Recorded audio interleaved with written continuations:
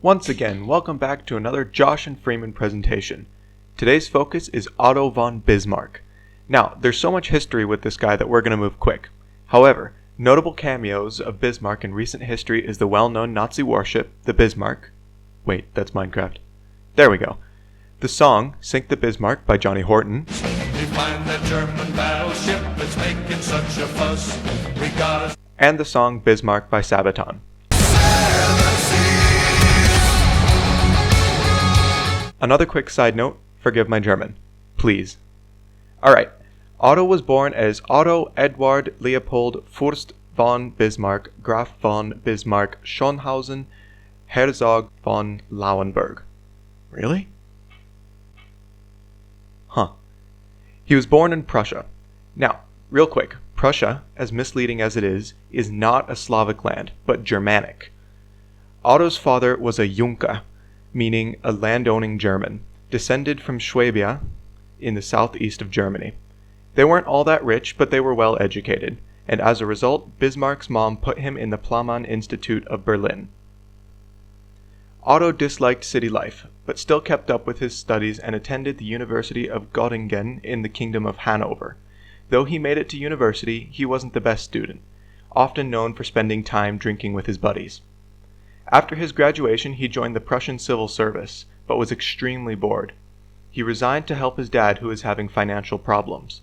Bismarck was happy in the country, free from the politics and the busyness of the city. In the country, he met and married Johanna von Puttkamer, who drew him into Christianity. Bismarck's main problem was that he believed in a God that agreed with him on all fronts. Unlike most people at his age, and at the time, Otto's politics were quite conservative. He wanted a Christian state that received instruction from God alone. In the 1840s, he was accepted into a group that staunchly opposed centralization of government and had nothing but sarcasm for the weird liberals who thought England was a model country for Prussia. Otto was outspoken about contempt for Jews and contemporary liberalism, making him seem like a backwoods conservative out of touch with his age group. That sort of sounds like me, except for the part about the Jews. Anyway, in 1848 there were a bunch of liberal revolutions to which the king replied by being lenient, and he bargained with the revolutionaries for reform. Bismarck hated this and began distributing the Kreuzzeitung newspaper in an anti-revolutionary effort. You see, his main problem with the liberals was that he felt that they wanted to revolutionize Prussia at the expense of the middle and lower classes, which he was part of. In 1849, he was elected to the Prussian Chamber of Deputies, which is sort of like Parliament for Prussia, and he moved to Berlin with his family. Now you might be wondering, hey wait, isn't Berlin in Germany? And the answer is, it is now, but it wasn't before. You see, Europe was a grand mess at this point. Anyway, he moved to Berlin, which was part of Prussia. In 1851, he got a promotion to be the representative of Prussia in Frankfurt, a clear reward for his loyalty to the crown. After this time in Frankfurt, he began rethinking his views about centralization of government. As a result, he thought that Germany was superior to Austria, claiming that relationships with Austria was like binding Germany's seaworthy frigate to the wormy old warship of Austria. So get wrecked, Austrians.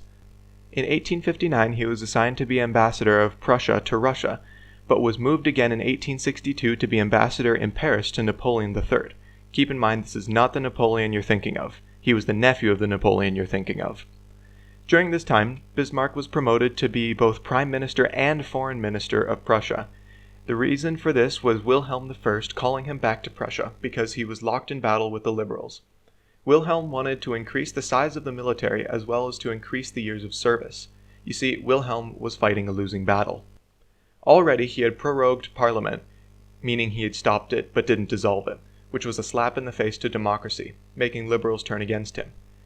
Wilhelm saw Bismarck coming back as a last-ditch attempt to keep the parliament from taking over the monarchy.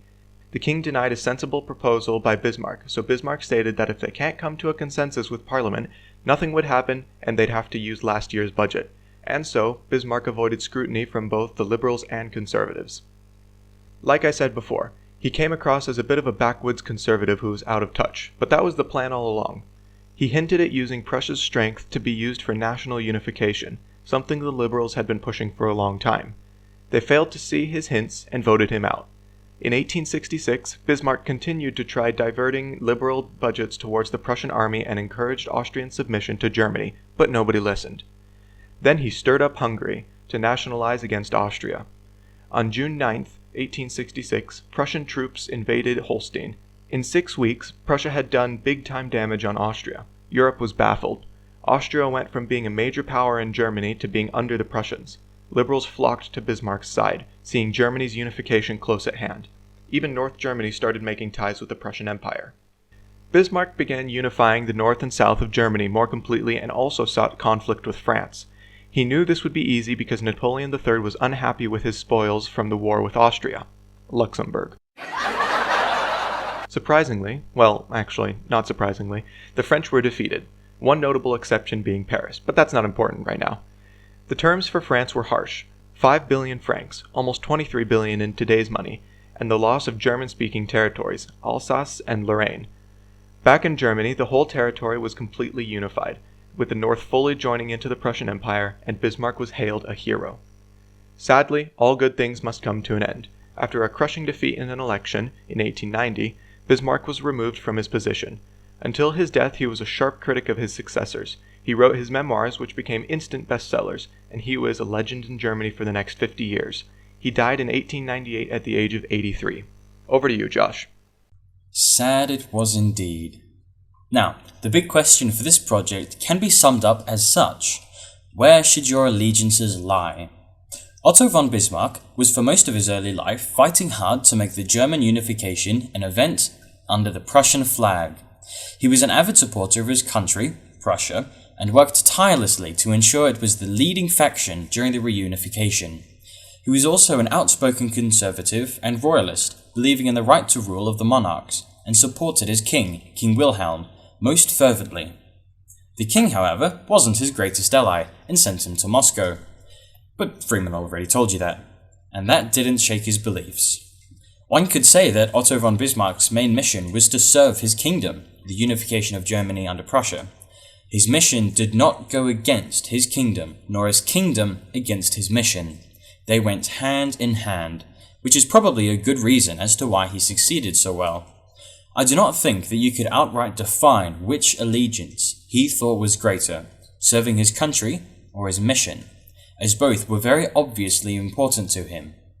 Sorry for being so short, but I think it's just that simple.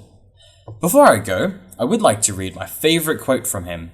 This was contained in a letter he wrote to his wife about his diplomatic work in Prussia. "I am making rapid progress in the art of using many words to say nothing at all."